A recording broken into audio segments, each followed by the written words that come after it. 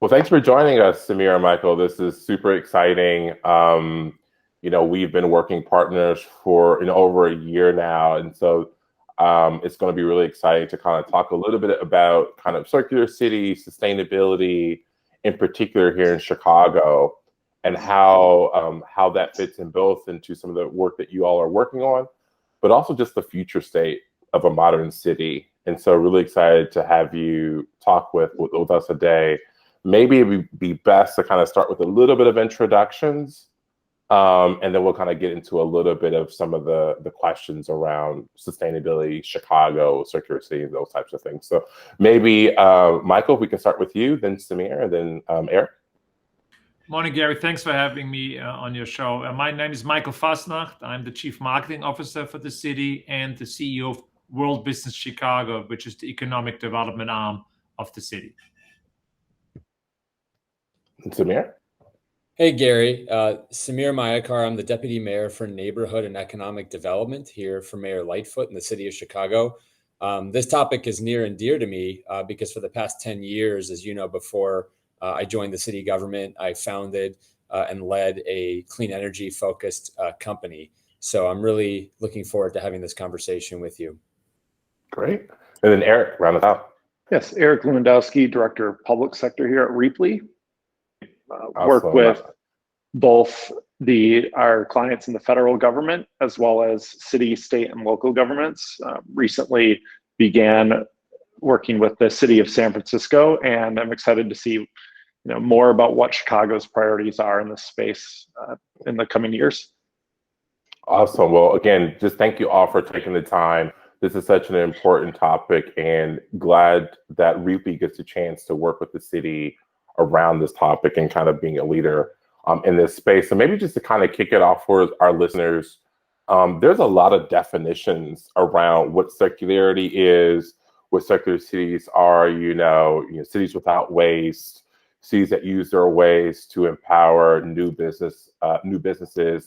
Can you talk a little bit about what's your definition of circularity as it pertains to Chicago, how you think that Chicago's positioned around circularity, and maybe talk a little bit about the future of innovation from an economic growth perspective and being able to be a more sustainable city and how that kind of fits into the mayor's plans, with just kind of the broader picture around other cities in the United States. Maybe we'll start with Samir and then kind of go to Michael on that. Garry, so the topic of a circular city is really timely that we're having this conversation today because the mayor is actually rolling out the budget of the city. And as a part of that, she's really focused on this massive influx of federal resources that we're receiving from the Biden administration. And we can get into more detail on that here in a minute, but we will be making historic investments in climate resiliency and sustainability in a way that really will set Chicago apart from many other cities in the country and in the world. But when we think about what a circular city means for Chicago, there are a few dimensions to this. First, you can think about net carbon emissions. And so for Chicago as a city, our net carbon emissions are actually declining, and they have been for the past several years. And we have carbon emissions targets that we make as a part of the C40, which is a network of cities globally that have committed to hit certain emissions goals and to be bold. So I think carbon emissions are one good KPI for a circular city. I think another variable to think about is the circular economy and really flows of goods and services and waste. Now, we are positioned very well for that because of the nature of our location, because of the structure of our economy and having so many different sectors, and really our focus on the intermodality of transportation. So we are uniquely positioned, I think, in the circular economy.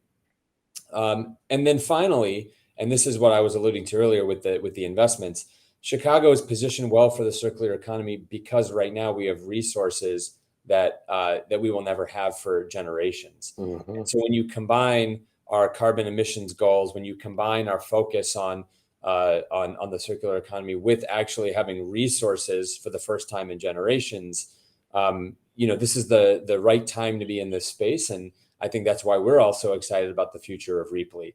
But in terms of innovation and the focus on that sector itself, I'll definitely turn it over to Michael. When you look at the core of a circular economy, I always like to talk about mindfulness of resources, because you don't always have to buy something new. You have a lot of resources, from basic thing, from a chair to computers to trucks. And these are resources. And how can we repurpose them, utilize them? To like water. How can we be much more mindful about the freshwater resources have in Chicago? So I think ultimately the circular economy will be one of the pillars to address global climate change. And like Samir said, I think without technology platforms like yours, Garry, it is not possible, because the silent organizations cannot solve that, because they're just one part of this ecosystem. And you need this platform like Rheaply to connect, to be really mindful about all the resources we have, and resources in the broadest sense possible. Totally. Thank you, Michael. And maybe Eric, and Samir mentioned C40 and Chicago as a part of that. Maybe you can talk a little bit about like some of the other cities that your team's been working with around Circular City, kind of what you're hearing there, and then maybe a little bit of some of the work that we're doing within the C40. Right. So Rheaply is working with cities large and small right now on moving towards their circularity goals. So we've spoken with some college towns in the Midwest that are more focused on, literally move in and move out of students, what's happening with their furniture, how can we keep this from waste, and often put it in the hands of new students or those small businesses. We're also seeing work with some of the larger cities, where we just recently started partnering with San Francisco, who's also in the C40. And in that case, we're looking at the built environment. When buildings are deconstructed, it's very typical that waste just goes right to the landfill. With San Francisco, we're setting up a virtual warehouse that's going to connect the suppliers or the city's excess material to small businesses. Whether that's light fixtures from a restaurant that's gone out of business, whether that's doors. The price of wood has skyrocketed in the last couple months, and those doors are now really valuable. We're starting to make sure that those can get to small businesses, and so that those small businesses can thrive and have access to different materials at a lower price point. And we're also, of course, diverting these from the landfill. I think that's super important, and really kind of mirrors kind of the next kind of question, or kind of leads into the next kind of question, which is around the state of small businesses, especially in cities and states, both from a kind of pre-COVID and now especially in a quote unquote post-COVID kind of world. How is some of this going to get funded is kind of the question, especially for cities and states that have been demolished by the economic downturn that COVID created. And so as I think about the American Rescue Plan Act, Samir, I would love for you to kind of speak a little bit to, how a city like Chicago, how that helps pave the way for some of these initiatives. Maybe specifically, you're talking about the mayor's budget announcement. Maybe any specifics, if those are clear yet, around how some of that ARPA money might be spent towards sustainability and circular initiatives within Chicago. And how that might, in your mind, affect kind of small businesses, medium-sized businesses in the city as well. Well, if we think about the state of the Chicago economy and small businesses as a key pillar of the economy, we all know COVID's been unbelievably difficult. However, Chicago is actually positioned in a really strong way for recovery. Through most of the pandemic, Chicago was the most open city in the country. Right now, we have the lowest unemployment rate of the top cities in the country of our size, especially if you compare us to New York and LA. We also have the leading amount of consumer spending growth of the top 20 cities in the country. And if you measure kind of revenue loss amongst small businesses, we've had the least amount of revenue loss of large American cities. That's not to say that many small businesses aren't hurting. However, it is to say that we are in a leading position amongst American cities. So that's the foundation from which that we want to use this American Rescue Plan money to grow. So when you think about the investments that will be made on, the climate initiatives, on sustainability, and these will help really small businesses as well. There's two big buckets I'll mention, and the mayor's talking about those in more depth this week. The first is a over $100 million investment in initiatives that really focus on environmental justice. So think about things like climate equity, and what that means is installing flood mitigation infrastructure, expanding canopy coverage of trees, lower income neighborhoods, focusing on really mitigating pollution and industrial hazards in certain communities, and getting vacant lots tested. These really help focus on some of those core items of environmental justice that cities haven't been able to do. And another example is over $80 million of investment in helping the city be a leader in climate resilient, so that we can help decarbonize city buildings, our vehicle fleets, installing solar all around the city. All of these will rely on small businesses as key partners to the city. They'll be highly stimulative, and they'll place the government in a position to lead, so that maybe other big companies will follow, again, in a way that will help stimulate growth in our small business sector. I think that's so important. Maybe, Michael, if you can give that like a Real Business Chicago, have some of more of the bigger businesses Chicago lens. How do you think that some of the ARPA money might be used to stimulate both economic recovery and stimulus in the city, but also kind of a sustainable recovery as well? I mean, at World Business Chicago, we really focus on 4 industry sectors: life science, healthcare, manufacturing, transportation, distribution, logistics, and food and agriculture. In all these 4 sectors, circular economy is a key part.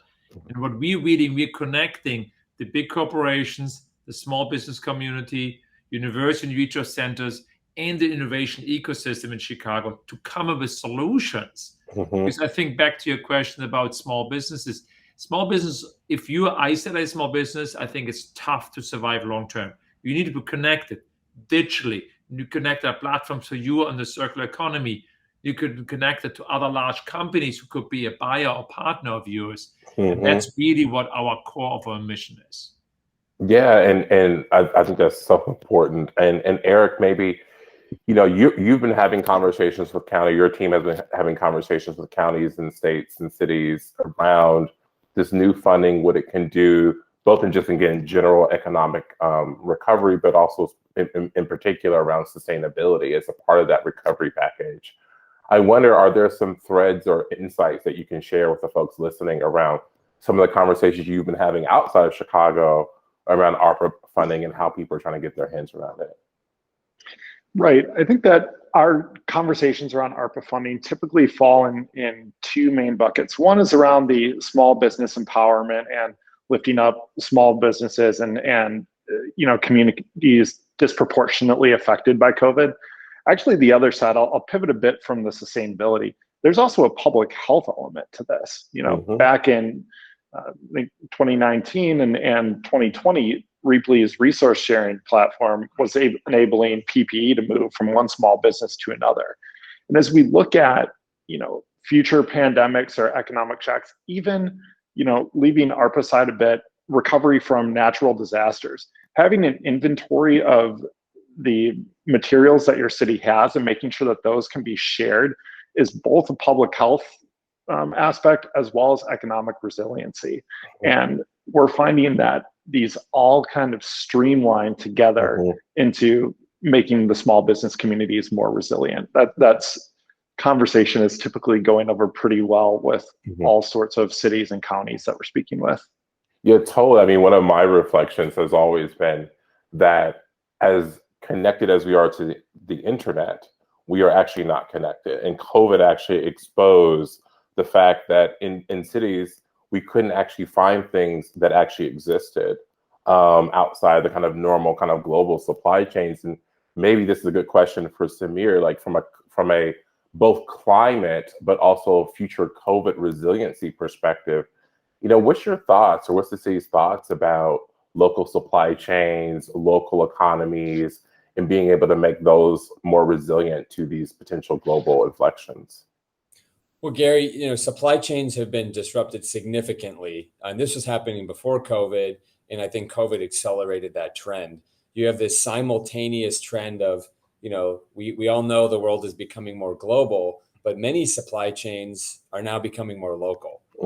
And I think there's a supply chain risk equation there, but there's also, whether it's like you could call it economic patriotism, or frankly, really supporting communities that have long been overlooked. There's kind of layers to that onion of why supply chains are changing. In Chicago, let me give you a couple examples of why we're very optimistic about this trend. First, during COVID, Rheaply actually helped us set up a local exchange for PPE. At the time when supply chains were the most dysfunctional for things like hand sanitizer and masks and face shields and plexiglass barriers, you really helped us connect to local companies who are retrofitting their lines to churn out these products and meet the need today. And that really helps stimulate our local economy. So we want to keep doing more of that. But on a longer term basis, the trend that I'm most encouraged at is large companies saying, you know what, we used to source all over the world. We want to take a large share of this and stimulate our local economy. And so Michael and I are having more conversations with CEOs today saying, you know what, I want to be in a Chicago neighborhood. I want to source more products locally. And I'll just give you two specific examples. So the first is on the service side, where Discover, the financial corporation, actually announced a 1,000-person job center, which is a customer care center, very core to their business, in the Chatham neighborhood in a former big box vacant store. And just today, they actually said that this was their highest performing customer care center in the world in terms of retention of employees and overall satisfaction with their service. So this can be amazingly good for business, and and they're all hiring from a 5-mile radius on the south side of Chicago. That's on the service side. On the goods side, Michael's team at World Business Chicago helped create a database of Black-owned businesses that are poised to scale that should be in every supermarket or big box retail shelf across the country. And we are now matchmaking with those big box operators so that our local companies can turn from a local operation to something national and global. And that can all be fulfilled from their base here in Chicago. So those are two very specific examples of how a changing supply chain can actually impact our local economy. Yeah, that speaks to so many things that I've been hearing. I've been lucky to be in conference with Doug McMillan, the CEO of Walmart, and some of the really interesting things that they're trying to do in the community here in Chicago. I've been, talking with folks at the Civic Committee and some of the things that they're doing. And maybe Michael, just maybe a quick moment before we kind of wrap things up. I wonder if you can kind of maybe give listeners a little bit of a kind of insight into some of the conversations you've been party to or leading with kind of big businesses around how they're thinking about sourcing locally, partnering locally, empowering locally to help their own business models here in Chicago. It's a very good question. We had decades of globalization, where every CEO of a big firm had to think global. I think now we have a big decade of localization coming up, where the CEOs and leaders have to balance. You want to be a global player in a lot of things, but you also have to be a local player. You cannot be a successful global company if you're not a successful local company that's ingrained in the civic community of your locality. And I hear it from a lot of business leaders who are interested in that. So how can I, on a small thing, not just get like the food from a smaller business and luncheons and dinners, but also how can I get some of the more higher profile service, if it's legal work, if it's accounting work, from local firms? Because I think the globalization has shown, if you forget the place you grow and you've been successful as a company, you don't invest in it, you don't think about it, you will not be long-term successful as a global company. So I think the next 10 or 20 years will be much stronger balance with globalization, localization. Like I said at the beginning, We need more companies like yours who are connected. Because this is not anti-technology. That is pro-technology. We need a technology platform to drive a stronger localization effort than ever before.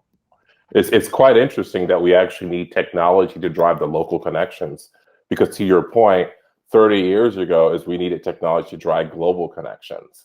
And so I think we need both. It's not an or, it's an and so that's really interesting.